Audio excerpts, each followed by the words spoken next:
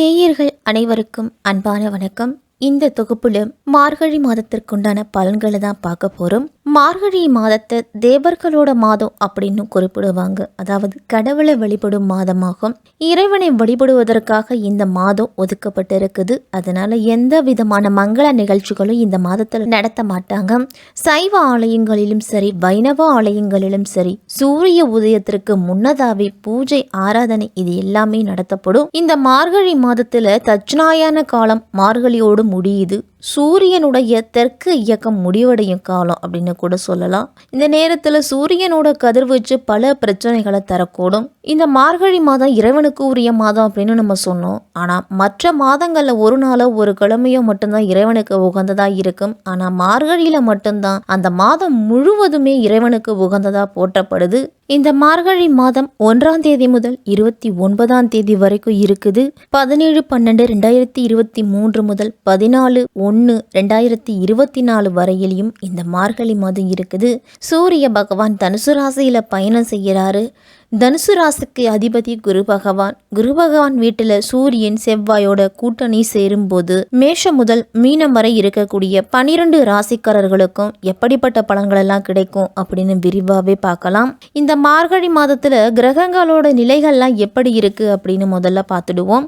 சூரியன் தனுசு ராசியில இருக்கிறாரு. செவ்வாய் விருச்சிக ராசியில மார்கழி மாதம் 11ஆம் தேதி வரைக்கும் இருக்கிறாரு. அதன் பிறகு தனுசு ராசிக்கு போறாரு.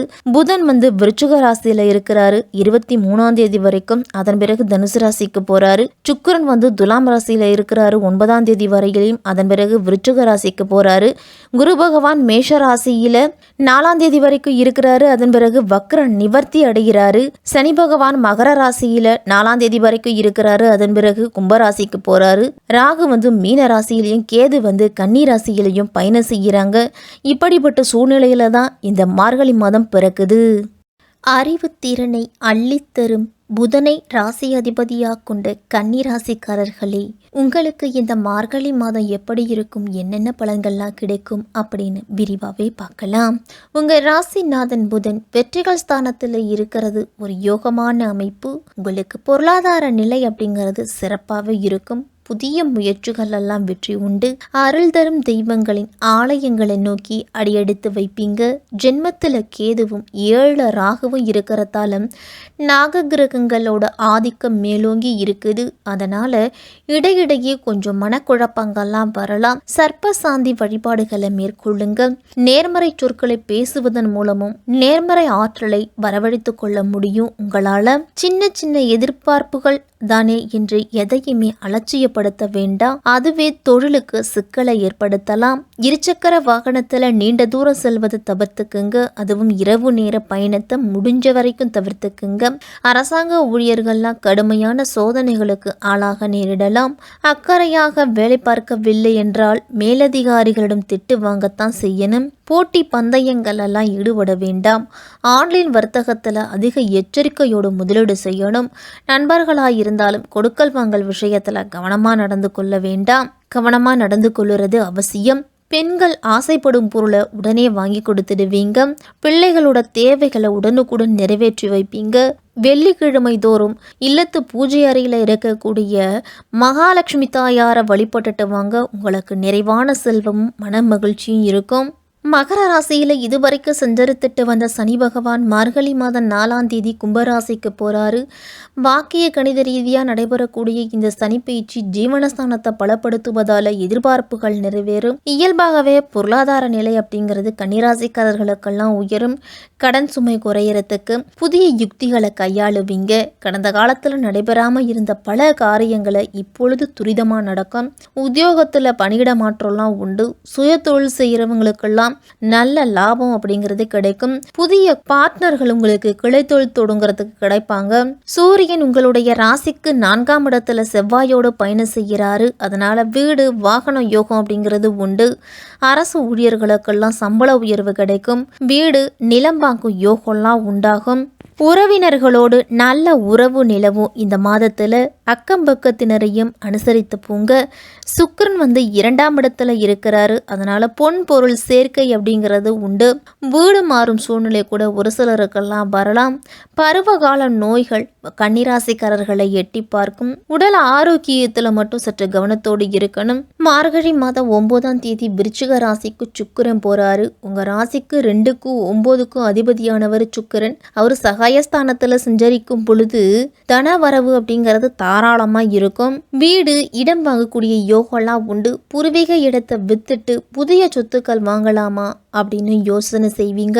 பெற்றோரோட ஆதரவு உங்களுக்கு திருப்தி தரும் விதத்தில் இருக்கும். பிள்ளைகளோட முன்னேற்றம் கண்டு மகிழ்ச்சி அடைவீங்க. தொழில் நடத்துபவர்களுக்கெல்லாம் புதிய ஒப்பந்தங்கள் அப்படிங்கிறது கிடைக்கும். இந்த மாதத்தில் தங்களுடைய அன்றாட வாழ்க்கையில் மிகவும் கவனமாகவும் எச்சரிக்கையாகவும் நடந்து கொள்ள வேண்டிய காலம். சூரிய பயிற்சி உங்கள் ராசிக்கு 4ஆம் வீட்டில் நடப்பதால் கவனக்குறைவால் பல பிரச்சனைகள் வரும். அதனால் ஒவ்வொரு முடிவு எடுக்கும் பொழுதும் சிந்தித்து செயல்படுவது நல்லது. சரியான இடத்துல முதலீடு செய்வதாலும் இழப்பை சந்திக்காமல் தவிர்க்க முடியும். முதலீடு செய்யும் பொழுது கூடுதல் கவனத்தோடு இருக்கணும். கடந்த சில மாதங்களை விட இந்த மாதத்தில் கூடுதல் கவனத்தோடு இருக்கணும். வெற்றியும் முன்னேற்றமும் எந்த ஒரு சிறு விஷயங்களினாலும் தவறி போகலாம். அதனால கூடுதல் கவனத்தோடு இருக்கிறது நல்லது. கன்னி ராசினர்லாம் மற்றவர்களுக்கு உதவும் மனப்பான்மை அப்படிங்கிறது அதிகம் உண்டு. ஒரு விஷயத்தை குறித்து அதிகமாக சிந்திப்பதை தவிர்த்துக்குங்க. அந்த சூழலை எப்படி சமாளிப்பது என்பதை மனதில் வைத்து கொண்டு செயல்படுவது தான் நல்லது. தாயின் உடல் ஆரோக்கியத்தில் கவனம் அப்படிங்கிறது செலுத்தணும்.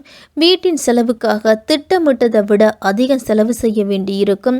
சிலருக்கெல்லாம் வீடு மனை சொத்து போன்றவை வாங்குவதில் நாட்டம் அப்படிங்கிறது உண்டாகும். வணிகத்தில் முதலீடு செய்யறதுக்கு இது நல்ல நேரம் இல்லை. குறிப்பாக குடும்ப வணிகம் செய்பவர்கள்லாம் கவனத்தோடு இருக்கணும். ஒரு சிலருக்கெல்லாம் வெளியூர் வெளிநாடு பயணம் செல்றதுக்கு வாய்ப்பு அப்படிங்கிறது இருக்கு. அங்கு வேலை வாய்ப்பு உங்களுக்கு சிறப்பாகவே கிடைக்கும். தனுசு ராசிக்கு மார்கழி மாதம் 11ஆம் தேதி செவ்வாய் பேச்சாகி போறாரு. 3க்கும் 8க்கும் அதிபதியானவர் செவ்வாய். அஷ்டமாதிபதி 4ல் சஞ்சரிக்கும் பொழுது வசதி வாய்ப்புகளை பெருக்கிக் கொள்ளுறதுக்கு அதிகம் செலவு செய்வீங்க. உடல்நல குறைபாட்டால மருத்துவ செலவு உண்டு. உள்ளத்துல நினைச்சதை உடனடியாக செய்ய முடியாது. சொத்து விற்பனையில பிரச்சனைகள்லாம் ஏற்படும். சகோதரர்கள் வழியில் நடைபெறும் சுப நிகழ்ச்சிகளுக்கெல்லாம் நீங்க உங்களால முடிஞ்ச உதவிகளை செய்வீங்க. மார்கழி மாதம் 4ஆம் தேதி குரு பகவான் வக்கர நிவர்த்தி ஆகிறாரு. 4க்கும் 7க்கும் அதிபதியானவர் குரு. அவர் வக்கர நிவர்த்தியாகி பலம் பெறும் பொழுது அஷ்டமஸ்தானம் வலுப்பெறுது. ஆரோக்கிய தொல்லை அப்படிங்கிறது இருக்கும். இனிமேல் உறுதியான மனநிலையில இருக்காது. மனம் கொடுக்கல் வாங்கல் எல்லாம் பிரச்சனைகள் அதிகரிக்கும். மற்றவர்களை நம்பி ஒப்படைச்ச பொறுப்புகள்லாம் பிரச்சனைகள்ல வரலாம். இடமாற்றம் உத்தியோக மாற்றம்லாம் நடைபெறுவதற்கான அறிகுறிகள் இருக்குது. குடும்பத்தில் ஒருவர் மாற்றி ஒருவருக்கு ஆரோக்கிய தொல்லை உருவாகி அதனால அதிக செலவுகளும் ஏற்படலாம். உங்களுடைய கையிருப்பு குறைய தொடங்கும். மார்கழி மாதம் 23ஆம் தேதி தனுசு ராசிக்கு புதன் வராரு. 10ஆம் இடத்திற்கு அதிபதியாக விளங்கக்கூடிய புதன் உங்க ராசிநாதனாவும் இருக்கிறாரு. சூரியனோடு இணைஞ்சு புத ஆதித்ய யோகத்தை உருவாக்குகிறாரு. அதனால பொன் பொருள் சேர்க்கை கிடைக்கும். பொருளாதார நிலையும் ஓரளவு உயர். உங்களுக்கு கடமைய செவ்வன செய் வெற்றி காண்பீங்க அப்படிங்கிற பழமொழிக்கு ஏற்ப செயல்படுங்க. தங்கம் வெள்ளி போன்றவையெல்லாம் வாங்குவீங்க. தாயால நல்ல ஆதாயம் அப்படிங்கிறது கிடைக்கும். பொது வாழ்வில் இருக்கிறவங்களுக்கெல்லாம் புதிய முயற்சிகளில் வெற்றி உண்டு. வியாபாரம் தொழில் செய்கிறவங்களுக்கெல்லாம் கூடுதல் லாபம் கிடைக்க கூடுதலாக உழைக்கணும். உத்தியோகத்தில் உள்ளவர்களுக்கு உயரதிகாரிகளோட பாராட்டுதெல்லாம் கிடைக்கும். கலைஞர்களுக்கெல்லாம் புதிய புதிய வாய்ப்புகள் கிடைக்கும். அந்த வாய்ப்புகளை சிறப்பாக பயன்படுத்திக்கிட்டீங்க அப்படின்னா மிக மிக நல்லது. கல்வியில் முன்னேற்றம் பெறுறதுக்கு ஆசிரியர்களோட உதவி உங்களுக்கு பெருமளவில் தேவைப்படும். பெண்களுக்கெல்லாம் அக்கம் பக்கத்தில் உள்ளவர்களோட ஆதரவு கிடைக்கும். பிள்ளைகளோட திருமண முயற்சியிலிருந்து வந்த தடை அப்படிங்கிறது மறையும். இந்த மாதம் கன்னிராசிக்காரர்கள் அனைவருமே வியாழக்கிழமை தோறும் ஒரு தட்சிணாமூர்த்தியை வழிபட்டுட்டு வாங்க. ஞாயிற்றுக்கிழமையில ஏழை எளியவர்களுக்கு உங்களால முடிஞ்ச அன்னதானத்தை கொடுங்க. புதன்கிழமையில பெருமாளுக்கு துளசி மாலை அணிவித்து அவரை வழிபட்டுட்டு வர உங்களுக்கு பொருளாதார ரீதியாக நல்ல முன்னேற்றம் இருக்கும். நிதானமாக செயல்பட்டீங்க அப்படின்னா இந்த மார்கழி மாதம் உங்களுக்கு வெற்றிகள் குவியக்கூடிய மாதமாக இருக்கும்.